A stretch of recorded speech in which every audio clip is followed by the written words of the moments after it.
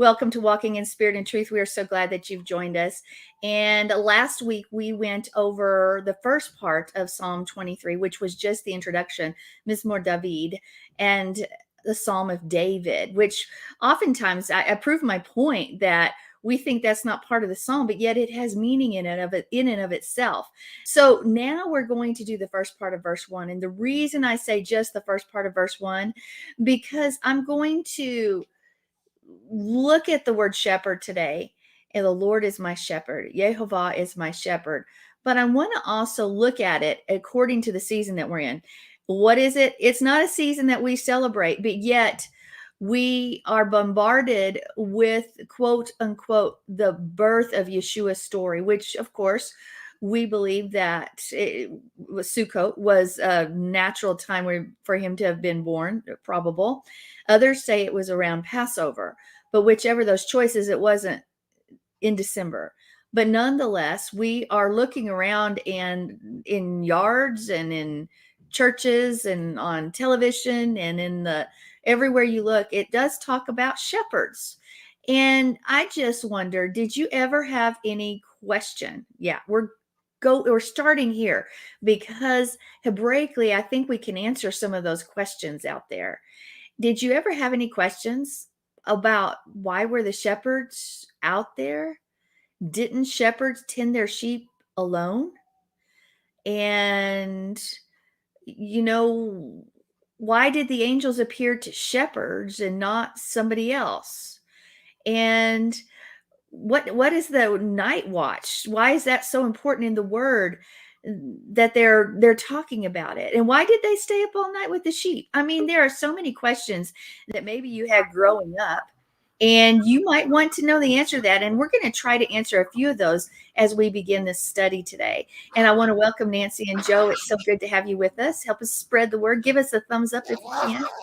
So you're very noisy. If you would mute yourself, John, that would be good. So we are going to look at those questions, and we're going to relate this to Psalm 23 when we're talking about shepherd. But I just think it's very apropos that we see if we can answer some of those questions for an understanding of shepherds and their jobs even now. So we're going to look at Luke 2 verse 8 before we head to Psalm 23 verse 1. Luke 2 verse 8, which says, "And there were shepherds in the same country abiding in the field and keeping watch by night over their flock." Okay, we've heard that. You probably have it memorized. You could say it verbatim out of your head. But maybe you found some of those questions. Maybe you've asked yourself some of those questions before. Again, I'll reiterate them. Why was there a group of shepherds? Because I thought shepherds worked alone, you know? There you go. Or why did the angels appear to this group of shepherds? And why shepherds in the first place? And then why was the night watch so important that the word made sure to mention it? When did the shepherds, when did they sleep? How did all that work? So these are just a few of the questions that I think we need to look at that's going to give us a better understanding of Yehovah is my shepherd, okay? Because not tradition. I'm not saying Hebrew tradition. When I say these words, people say things like that, well, shepherds were the lowest class of people. Well, we do know in Egypt that shepherds were not considered, they said, don't even tell them you're a shepherd. We understand that, but was that the way it was all around? All we know is that people try to answer when people don't know the answer to questions. They try to give an answer that sounds pretty good. In fact, back in the day, even as a pastor, especially before we really started studying the word in our Hebrew roots, way back in a long time ago, I would say 15 years ago even. You might have a question, you knew the answer, but you didn't know the depth of the answer. And when somebody would try to give you what they thought was the answer, it's called a Christian audible, where you sort of formulate an answer that's very close to the answer, even though you're not super sure. In other words, somebody's just talking out of their head. They don't know the real answer. Have you guys ever done that? Or have you heard anybody ever do that? And all of a sudden you're like, they don't know what they're talking about. It's just better as a leader. If you ever ask a question you don't know, say, you know what, let me look into that because I can't give you a full answer right now. That's the best way to do it. Anyway, we're not going to get lost on that, but we're going to look at shepherd in the Greek here, which is poimen, and it's Poimenes. Okay. Now, if we're looking at this word, this Greek word means something very basic: to feed and to protect. Okay, well, we got that. So what's the big deal, Sandy? So how's that going to be revelational? Well, let's go on. Let's also look at it's also a word for pastures, which we've talked about before, and that's where the shepherd feeds his sheep. And the Latin word for shepherd is pastor, which again, we hear the word pasture when we say that. Again, I'm just giving you a little bit of background here. And then we understand that when we just look at those words, a pastor's job should be to spiritually feed you and lead you, right? And there's a whole bunch more, but this is just a brief overlook. But then you hear some say, well, shepherds were considered the scum of the earth. Really? Are you sure? Now, I do want to give you a little bit of background. Oftentimes, a shepherd was a young teenager or something, because the guys and the boys in the family, usually the youngest, would be the shepherd. And as the next one came along, they would move up in the family business and do other things in the business and take care of those things. And so, yeah, that's why we see David as a young boy or as a teenager tending the sheep, because that job oftentimes fell to the youngest son. Now, and if no son was available, you'd hire somebody. Therefore, we have Jacob.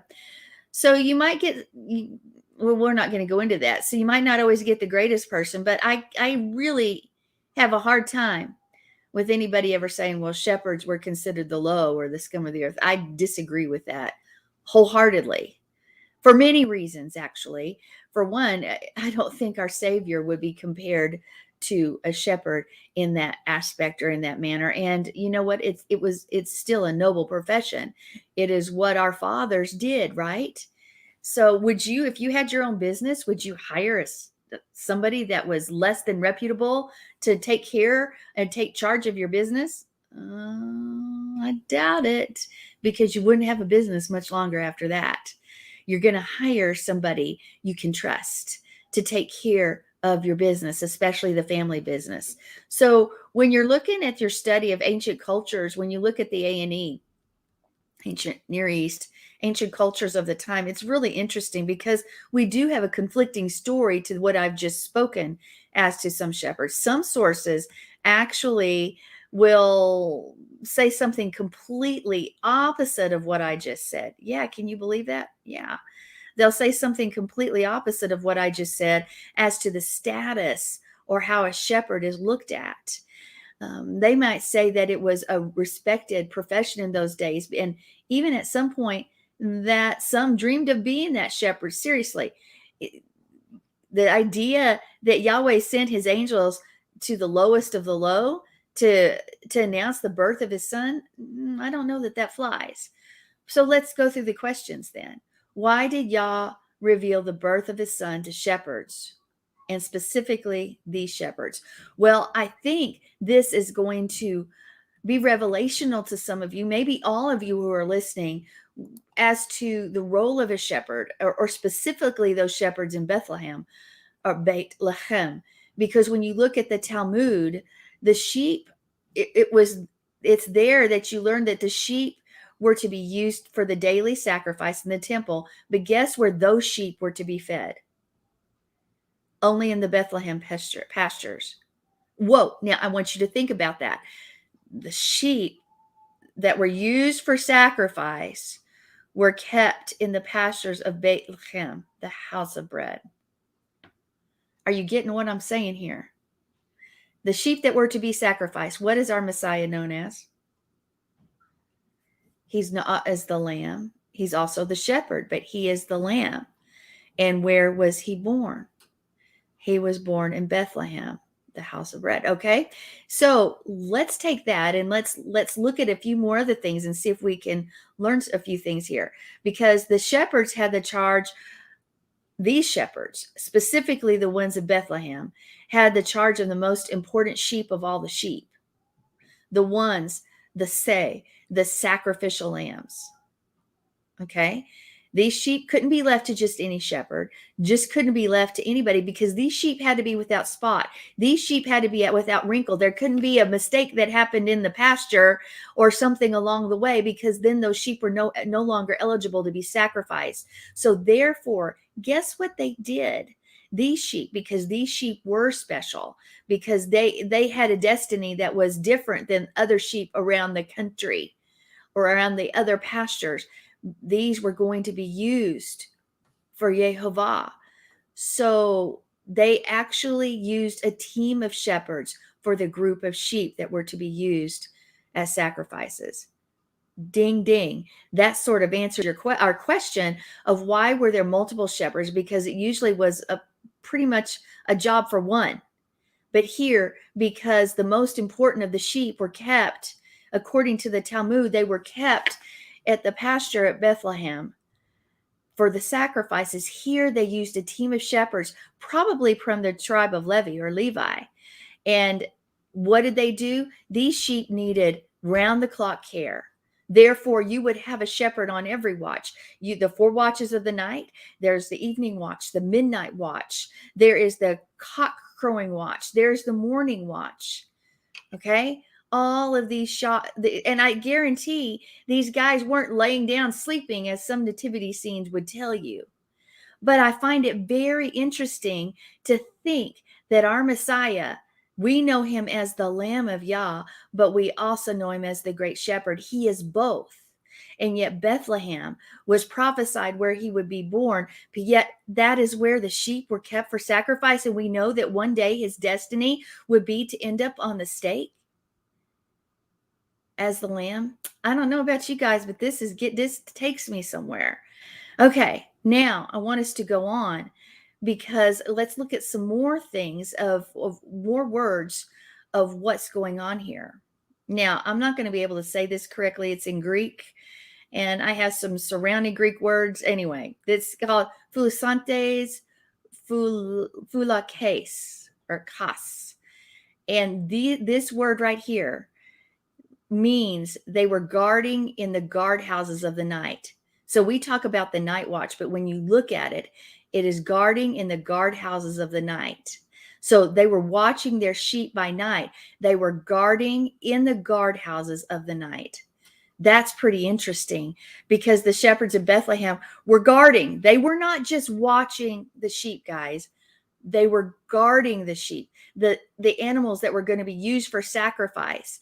They worked around the clock, and they slept in guardhouses. When they slept when the others slept, they did not sleep together. They had shifts. Okay, these pastures were specifically owned by the temple or the tabernacle for the raising of the yearling ewe lambs. Okay. So we're not talking about a nomadic shepherds that were here and there and everywhere else. No, these guys had a specific task to guard these specific sheep for sacrifice. Remember, they could not have blemish. They could not have spot. They had to have extra special care towards them. So who would you hire to do this? Would you just get some shepherd from somebody? No, you would get the best of the best, almost the elite guard of the sheep. We're here taking care of these specific sheep. Did you have anything you wanted to say, Pastor Clint? I just think that's really amazing, uh, because of course this is the Greek, and of course um, the um, the the Hebrew scriptures that were translated into Greek, that it would have had a cross reference of a word which would have been shamar in the Hebrew. So of course, shamar, as we all know, it means to guard, protect, attend to. It's what Adam was supposed to be doing in the garden, was watching over, protecting, guarding, and and So it's a very high level. What I'm looking at is just like you're saying, it's a very high level responsibility. And because if you relate it to the shamar and you look at the responsibility of Adam and really the consequences that happened to Adam when he failed to shamar, to guard, to heed, to watch over, to hedge, all of that sort of stuff, to protect and to tend to, how what the consequences would be. So this is really unique. I it is, and to me, we're answering these questions that maybe you've had growing up, and it's going to help us understand what a shepherd is as we continue with Psalm 23. So let's continue with shepherd, ra'ah, that word in the Hebrew. The Aramaic word used in the Peshitta for shepherd is ra'ah. Okay, what is the Peshitta? It's an Aramaic text, and it's a text that was pre-Yeshua, post-Yeshua, and so before and after his ministry, and it was considered a really important or early translation of the Bible. And from this comes that Semitic root, which actually says, when you look at shepherd, there's a root of it that expresses this idea of a deep passion. So these shepherds have a deep passion, a passion for their sheep. There's it's more than just in the general care. There's a passion for these specific sheep, to do their duty, to guard them, take care of them, take care of these sheep, because these sheep would be the ones to lay down their lives, and they would for them, and they would lay down their lives for these sheep. Okay, why do you say that? Because these sheep would be the sacrifices for them. Okay, for us, for for the tabernacle, for the temple. So here we have these specific sheep had to have a great shepherd, great shepherds, a great team of shepherds. But we also see Yeshua as the good shepherd as well, Ra'ah. So the angels, why did they go to them? Because the angels appeared to the best of the best to announce the birth of Messiah. These were the elite Levitical shepherds. Okay. So did they just appear to some guy down? No, they chose to appear to the elite force, the elite guard. And the elite guard of the sheep came and announced the birth of our Messiah. So when you see the ancient tradition that Messiah would, there's an ancient tradition that Messiah would also come at midnight. And so these guys knew what that is. They knew that prophecy. They'd been anticipating a Messiah at midnight, the Messiah at midnight. So in all likelihood, we have on this watch, that's when Yeshua was probably born, to go right along with that. Now, I want you to think about this. Since this is the elite guard of the sheep, and they are taking care of these sheep that are to be used for sacrifice, what would it take to get these shepherds to leave their sheep? That's their job. Something amazing and big had to get them from point A to point B, because these guys were the guard. They were guarding the guardhouse. They were guarding those sheep, not watching. So here we have this idea that these dedicated shepherds left the sacrificial lambs. They abandoned their duties. Why? Because they were shown and even convinced that the lamb and the shepherd, the Messiah, the sacrificial lamb, had arrived. That announcement from the angelic host that comes down and says, hey, the shepherd and the lamb has been born. Here you go. So they probably realized, hey, this job right here is great, but let's go see the real thing. And again, we have this picture that I think is much more formulated in our mind of what these shepherds are doing and what our Messiah does. It's not just some guy just watching over the sheep and just doing whatever, which we can even do. That's an important job. It is, but I think this understanding puts much more weight on the shepherd and his duty, to what we're going to continue to study. Because what do? This is not the age of mass media where you can plug in your phone and listen to anything you want to, listen to YouTube, Rumble, all of these different things, catch the latest news and what's happening. No, these guys are getting firsthand information. But what do you do in the night watches? You have to keep yourself awake and alert and all of that. Sometimes you do talk, and what if that conversation is centered around, isn't it time for Messiah to come? I'm just thinking about all of these things that they could be talking about. I mean, they could be talking about family, they could be talking about, what they're going to do after work, they could do all that sort of stuff. But here they are, and they get to see the Lamb of God,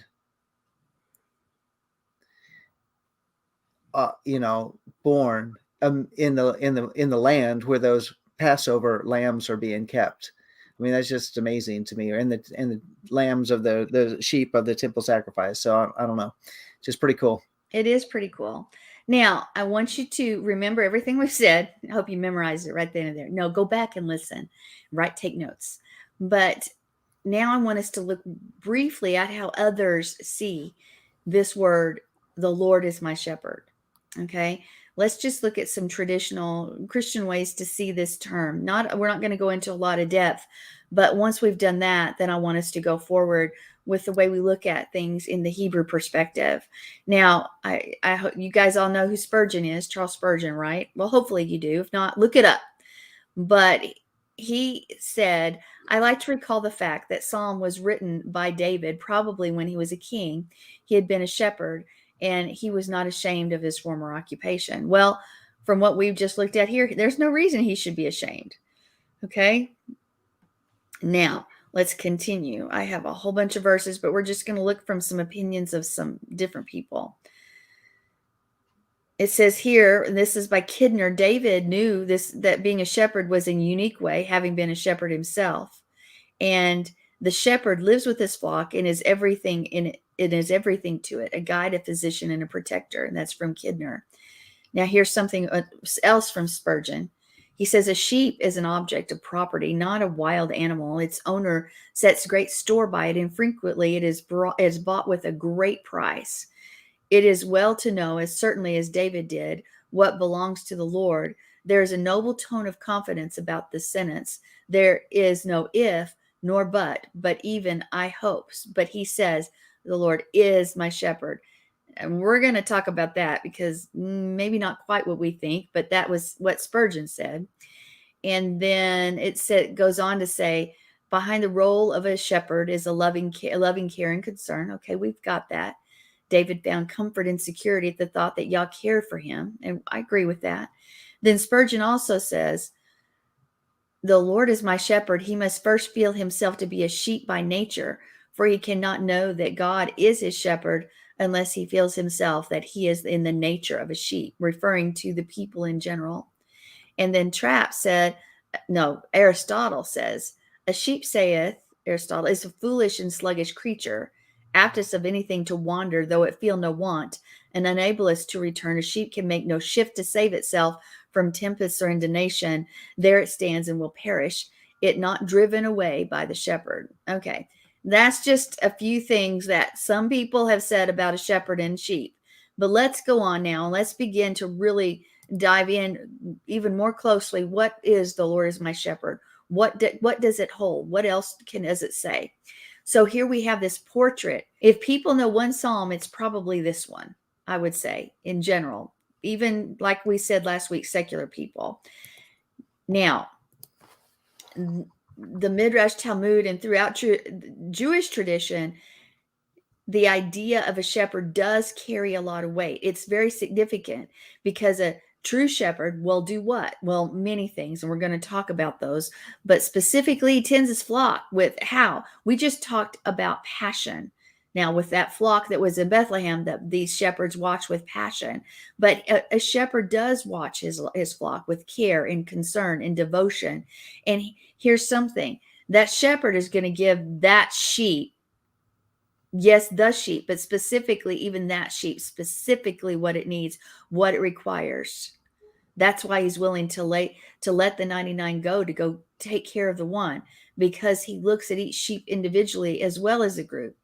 So let's think about leaders as shepherds. Okay, we've had those, including Jacob's 12 sons, right? David, Moses, they're all shepherds. Okay, why? Because they displayed this dedication to those sheep that they were in charge of. They nurtured them, they tended them with love, and that was important so that they could understand how to lead Yah's people. Okay, it is said that Moshe was Raya Amuna, a faithful shepherd.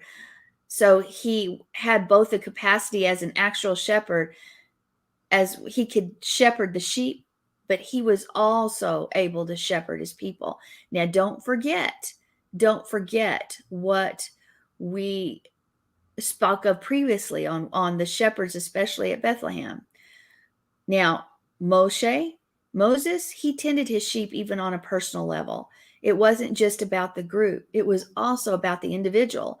I think about him giving counsel to so many that he finally had to break down and get some help, because he wanted to take care of each sheep's needs as well as all the sheep's needs, the whole group as well as the individual.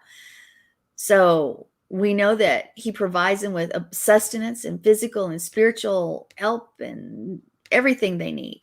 Okay, let's just leave that now and let's look at the Lord is my shepherd. We can say Adonai Roi or Ra. You can look at it either way.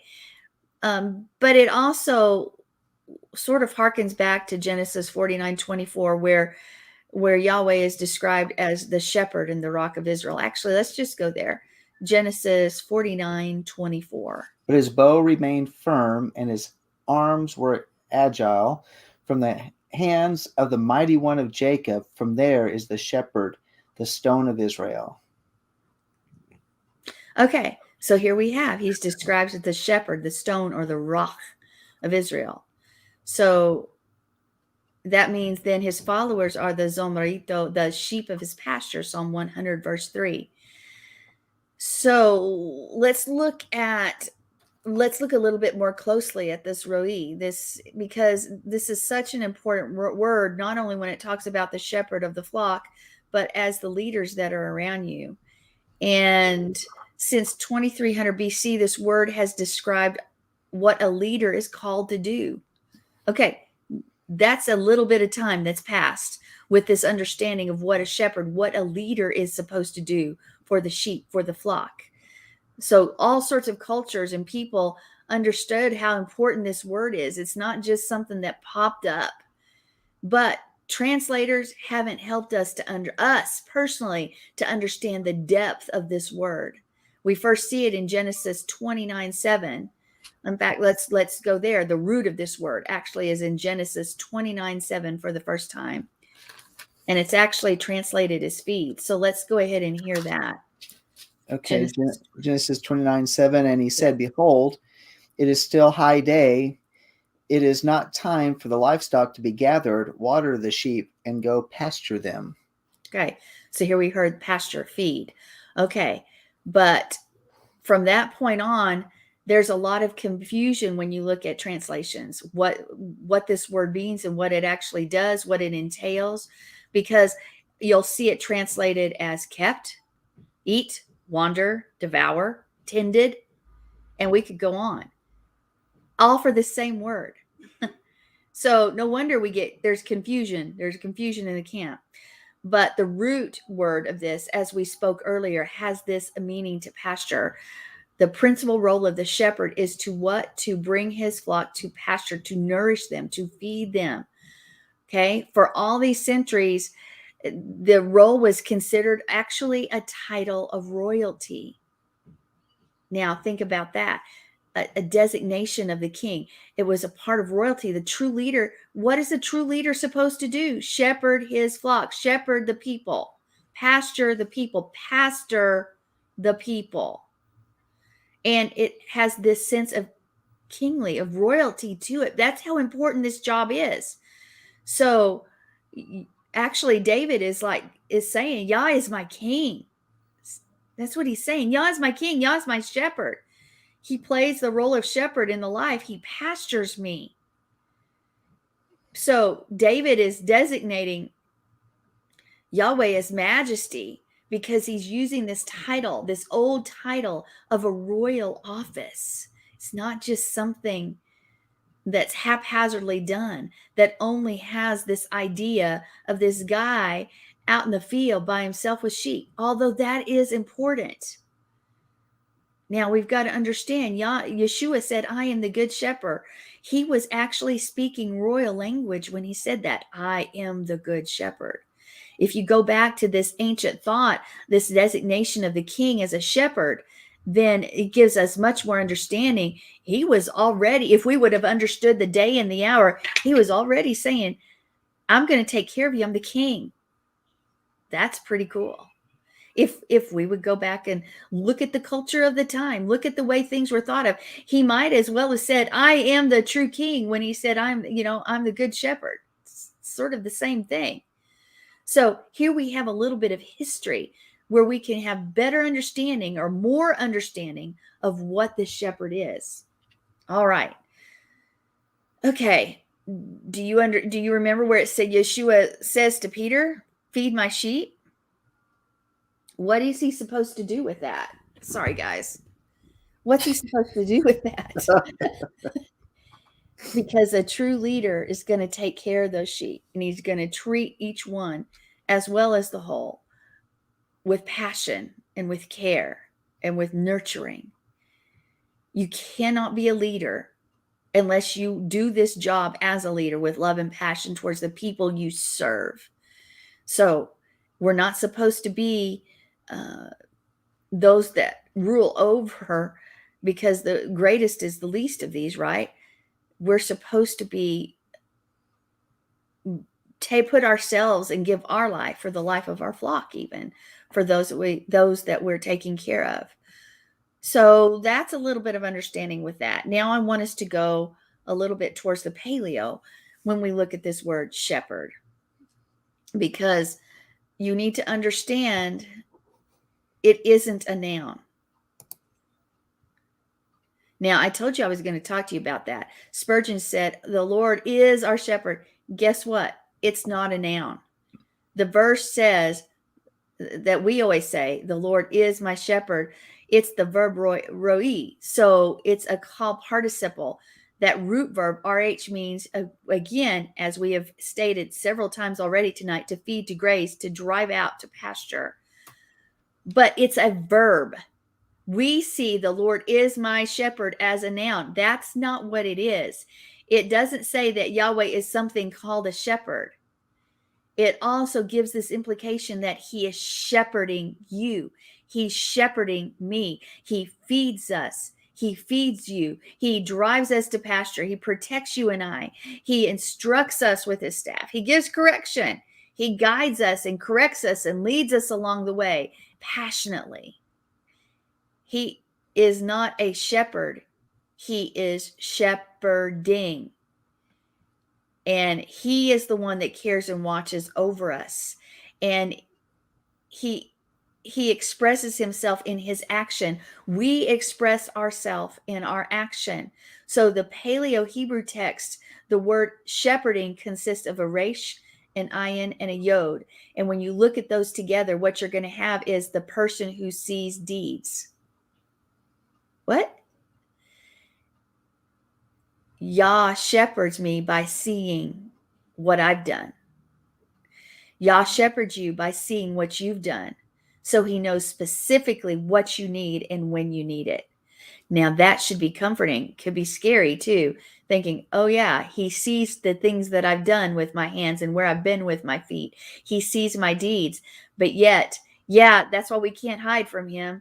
What he knows everything. But at the same time, he also knows where we're at and what we need when we need it. He knows even before we know.